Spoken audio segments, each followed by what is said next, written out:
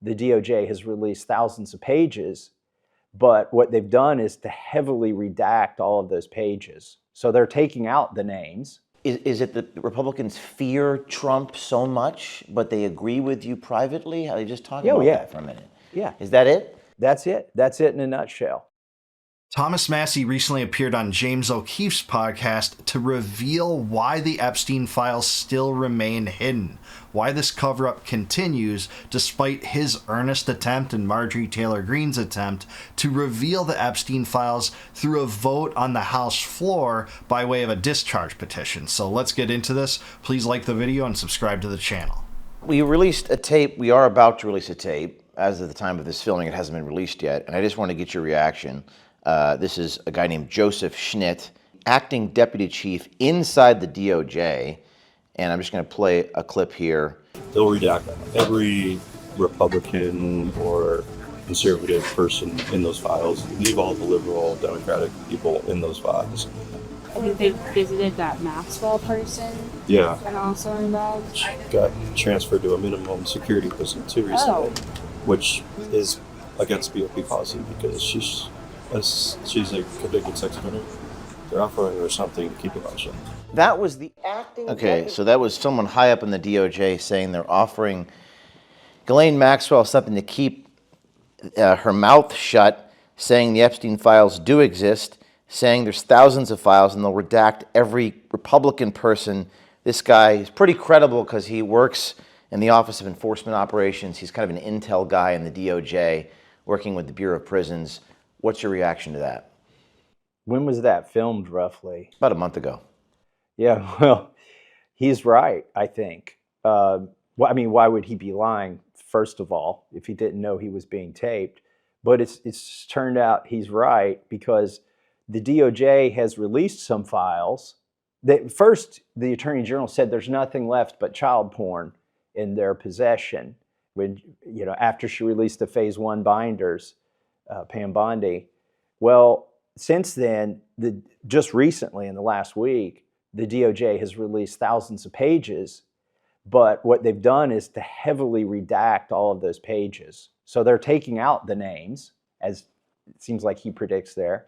And also yesterday we heard from survivors who said basically the same thing about Maxwell, that she was getting a light sentence. Yeah, she certainly is. She's been moved, which is against DOJ policy, which this guy said. He's the acting deputy chief that James O'Keefe got on video, by the way. This is not just some low-level official that knows nothing about this. The guy's in the know, and he's on camera with one of Keefe's associates spilling the beans on this thing. And Massie's right. The DOJ did in trying to take away and deflect from the genuine strategy that him and Marjorie Taylor Greene and Ro Khanna are putting forward to release the actual Epstein files, the actual ones they don't want us to see. No matter what, they'll burn the world to the ground so that we don't see. To try to obfuscate from that, they've released thousands of additional files, many of which were released ahead of time before, just like Bindersgate, when Pam Bondi gave those binders on the White House lawn to those influencers who took them home, and this was Epstein Files Phase 1, already released material. Same thing they did now with lots of redactions that don't get to the bottom of the story that Americans expect answers to. And that you couldn't trust anything that she says because of that. I think she is getting a light sentence. It's almost as suspect as Jeffrey Epstein killing himself in his cell. This is even more suspect because it's not a conspiracy theory. We know it's happening, and you got somebody there inside of the DOJ who's admitting that it's highly unusual and unprecedented. Yeah, and a lot of people think this is just leading up to a pardon for Maxwell. Candace Owens is on the record saying it's going to happen and don't be surprised when it happens. I personally think if it does happen, I'm open to it, but if it happens, it's going to be at the very end of Trump's term. I think the only way to pour more fuel on the fire that this Epstein scandal, this Epstein cover-up is to pardon her now. She is getting lenient treatment for sure. Whether or not she'll ever have to leave that min security prison despite despite being against BOP and DOJ policy. That's another question, but she did just have a softball interview with DOJ officials that didn't push back whatsoever against any of her lies. Like, remember when she said there were no cameras in Epstein's house? I would have known, I was there. Well, even videos that the FBI released showed that he did in fact have cameras there. Sagar and Jetty from Breaking Points has done good research on this. One of the criticisms, I was watching the reaction to what you did yesterday, and a lot of the people say we have our own list. Some of the victims said that, right? We have and we're going to release it ourselves. One of the questions people have was why wouldn't they just release that right away, or even at your press conference? Yeah, they addressed that at the press conference. Somebody asked them, and their first answer is, why do we have to release the list? Why won't the government release it? On principle, they're saying the government should do it on principle. The government should do it because they're responsible for enforcing the law. The victims aren't responsible for enforcing the law. But the biggest reason they're not releasing the list, and I think I have a solution to this that came up at the press conference yesterday, but the biggest reason they're not releasing it is they could be sued into homelessness, like for defamation. So let's say they accuse somebody of something and then the government doesn't prosecute it, and they can't get all of this materials and discovery and whatnot. So then the countersuits happen, which has happened to these victims, and then they get blamed and they get defamed, and it's not worth their time. They also get threatened. They get followed by cars, around their neighborhoods. They get intimidated. So when they said they're going to compile their own list, they said we don't have plans to release it. My colleague Marjorie Taylor Greene stepped up to the microphone and reminded America that members of Congress have something in the Constitution called speech or debate immunity that's been rarely used, but it's always enforced, which is to say we can't be sued for anything we say on the floor of the House. So Marjorie Taylor Greene came up with the idea of if the victims have a list, we'll go to the floor and read the list. Yeah, I'm all for that. I hope that happens, and there's a lot of legitimacy to what Massie's saying here. They ruined the life of Virginia Giuffre because she spilled the beans about who she was sex trafficked to by Epstein. She did name names, and because she named names, they defamed her. They followed her. They gave her death threats. She became a ruined individual. She was long ruined. She had a tough life because of her associations with Epstein and because of the vile crimes that were committed against her. They ruined her, and she mysteriously died a few months ago. Whether it was suicide or not, people are speculating about that. I haven't looked deeply into that, but suicide follows every single person, it seems, involved in this case, from Epstein to Jean-Luc Brunel to Mark Middleton to Virginia Giuffre, and suicide should be in quotations when it comes to at least some of them. And, a lot of people think that she ultimately was killed for what she knew. And that is what befalls these victims. And this blame the victim mentality is absurd. We need to get to the bottom of this, provide justice for the victims, not to blame them for withholding names, which I think I would too if I thought my life was in jeopardy for revealing them. So I hope this petition and reading it from the House floor is the perfect strategy, and I hope that happens soon. And we can't be sued or prosecuted for it. And I talked to Marjorie about that after the press conference, and we've got some ideas for doing that. Do you think that just speak for a moment about the dynamic here, because this is a weird dynamic. You're not anti-Trump, or I suppose no, I endorsed him for president. So, but is it that Republicans fear Trump so much, but they agree with you privately? How they just talk about that for a minute? Yeah. Is that it? That's it. That's it in a nutshell. I don't think my colleagues are happy about covering up for pedophiles, but that's what's happening. And it's so sick and twisted. The reason they're doing it is because they're terrified of President Trump's political machine. Not just his legislative affairs folks are reaching out from the White House to every Republican member of Congress who might think about co-sponsoring this. They're getting calls from the political machine that Donald Trump runs. We've got members of Congress who have aspirations of running for statewide office, and they can't win a statewide office in a Republican primary with Donald Trump on the other side. So they're terrified of him. Yeah, this is exactly what's happening, and it's not just the political class. You're seeing the propaganda apparatus around Trump and drag Massie on Twitter and social media, where some of the biggest, most fierce Trump loyalists who clamored endlessly to release these files when Biden was in office now start to drag Marjorie Taylor Greene and Thomas Massie about this, basically just saying they're Democrats, they didn't care about this when Biden was in office, even though it's been produced that Massie did care about this when Biden was in office. You have Twitter records reflecting that. This is all so absurd. It's designed to be a grand propagandistic deflection away from the release of the Epstein files, which this administration has dug their heels in over refusing to release at this point. 3 big exceptions. 3 women have co-sponsored this resolution: Marjorie Taylor Greene, Lauren Boebert, and Nancy Why aren't Mace. they terrified of President I Trump? think, number one, because they're women, they feel obligated to take up for the women who've been abused. And number two, I think it's harder for the president to go after a woman who's taking up for women. He's been able to intimidate the men into not taking up for the survivors. There's something else going on here too, which is the Speaker of the House is offering political cover for everybody to be part of this ruse.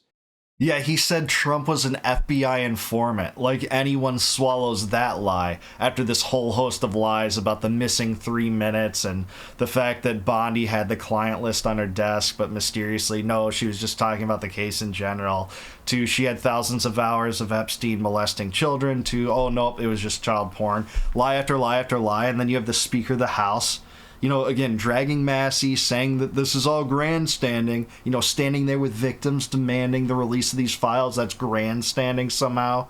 This child sex trafficking ring, that's grandstanding. No, saying that Trump was an FBI informant trying to take Epstein down, that's grandstanding. Yesterday, we voted on a resolution that's meaningless, that does nothing, but it supports basically what's already happening in the Oversight Committee. And he told all the Republicans in a private meeting yesterday, this will give you political cover back home when you don't support Massie's resolution, which is the real one, by the way. I've got this placebo one. Now, he didn't call it a placebo, but I've got this other one that you can vote for and you'll have cover. So that. Yeah, and that's exactly what happened. It was a placebo. He wouldn't call it a placebo, but that's how it acted. That's what its purpose was, to release all these files again that had already been released, to get some media coverage on that, so eyes would look away from Ro Khanna and Marjorie Taylor Greene and Thomas Massie. And I think he's right that Trump isn't going to go after Lauren Boebert and Marjorie Taylor Greene nearly to the extent that he will go after Thomas Massie because of this. Call it sexism, call it whatever you want, but I would like to see him go after strongly Lauren Boebert for supporting getting to the bottom of this on behalf of the victims. That is going on. Plus, you have the Speaker of the House trying to use his bully pulpit to convince members of Congress that there's something defective about my legislation. Here's what's ironic about that. When the Speaker created his fake version, he copied 3 pages directly from my legislation that we wrote right here in this office. So at the same time, he's poo-pooing the way my legislation was drafted. He's copied it and taken the teeth out of it. So that's giving a fig leaf for the other members of Congress and a reason. They're saying, oh, it's defective legislation. He's also gone as far as to say, oh, this could endanger the survivors. But that's false. The survivors that support Massie and support Marjorie Taylor Greene, and not this farcical cover-up, the fake bill that they're talking about. That's what is at play here. False, because yesterday at my press conference, every survivor was asked, do you support Massie's legislation? And they all raised their hand. Why would they support my legislation if it's not good for them? They even had their lawyers present who's looked at our legislation. You know what's interesting is it might backfire for Republicans to be against this come time to vote, even if the Trumpian political machine is against you and you can't win your primaries or that's your trepidation. When the voters see how you handled this, if you supported this cover-up, if you dug in your heels along with the Trump administration against bringing transparency in this case, that might hurt you more. It really might. In the age of a new media where the political apparatus isn't as controlled as it was by the powers that be, that might actually hurt you more, Republicans, if you're thinking of opposing this, just for the sake of tribalism. So what's the next thing that needs to happen here? What happens next? I need to get 218 signatures. How many do you have right now? I have 214. I'll probably get 2 in the next week, and I think I'll get 2 more in the next 2 weeks. We'll get to 218. At that point, there's 7 days, legislative days that have to pass, and then on the 7th day, Speaker Johnson has a 2-day window. He can either bring it up then, or he can wait 2 days, but he's got to have a vote on this. There's one trick he can do. He can try to change the rules of the House. See, I'm using the rules as they are written, which says if you can get 218 signatures on something, you can bypass the Speaker. He could get the Rules Committee to change the rules mid-Congress. But if he does that, he's got to get 218 votes for that trickery. That becomes the vote of record of hiding the Epstein files. So he's kind of boxed in here. Now, another thing could happen is the Senate could just refuse to pass this when it goes to the Senate. Because to make this binding legislation, to make it legally a law that the DOJ has to comply with, it has to go through both chambers.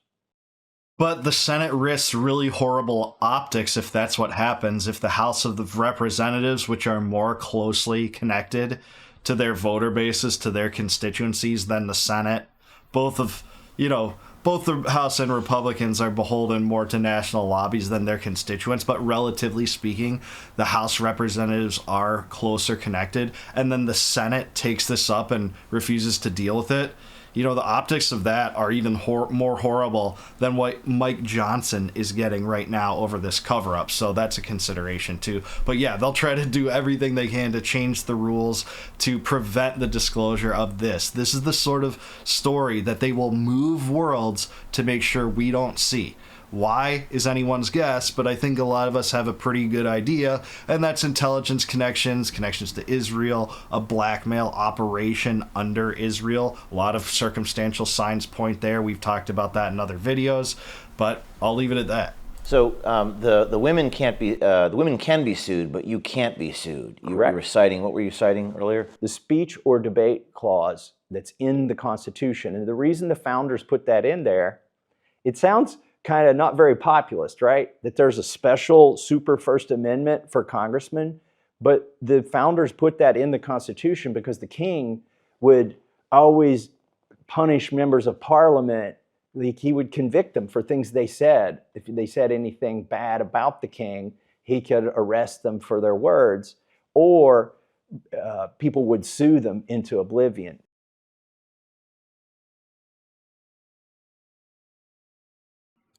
Yeah, that is the truth, and if you don't believe that, take a look at the Star Chamber, the record of that, and bills of attainder being levied upon the political opponents of the king. That is a truth. Massie's exactly right here, and hey, I'm just going to say this. Protect Massie at all costs. This guy is going to bring him within the crosshairs of the regime, as if he hasn't done that already, but this thing is causing a real kerfuffle because they really want to cover this up. But Massie and Marjorie Taylor Greene and Ro Khanna standing alongside the victims and the survivors is something that we shouldn't ignore whatsoever. That is of the utmost importance, and it's the way they've handled this that makes it beholden to us to keep our eyes on this story. Never let it die. Never let them make this into a new JFK assassination where questions linger for decades and decades and decades, and there's a clear cover-up going on from the inner circles of government to the highest ranking members of the House of Representatives and the Senate, and bureaucrats in the deep state, and the DOJ and in the FBI, people that once clamored for release and transparency when it comes to this story, now being totally complicit in the cover-up. I fully support Massie's plan and Marjorie Taylor Greene's plan, and it is a lot of fear that Republicans have going against Trump and his desire to cover this up. But man, if it doesn't speak volumes about what might be in those files, that they're trying to do so many deflections and diversions and so many angles brought up in this propaganda scene to bury this thing. So that's what we're left with. I hope Massie succeeds. I hope the 218 votes are gathered. I hope that the Senate just doesn't throw this by the wayside. And I hope Republicans have to answer for this if they don't vote to reveal the actual Epstein files, not the deflection files and the farces that Mike Johnson has been unleashing and the lies he wants to sell to you. But I do want to hear from you. Let me know down below. Is Thomas Massie right? Why are the Epstein files still hidden? Are both sides implicated there, and that's why? Was there a blackmail operation on behalf of Israel? Let me know in the comments down below. Please like the video, subscribe to the channel, also subscribe to James O'Keefe. Awesome interview. James does amazing heroic work. He is so fantastic, and I love this video.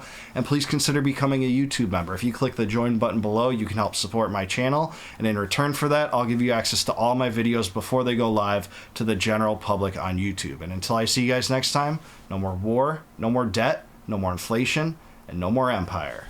Peace out, guys. Catch you in the next one.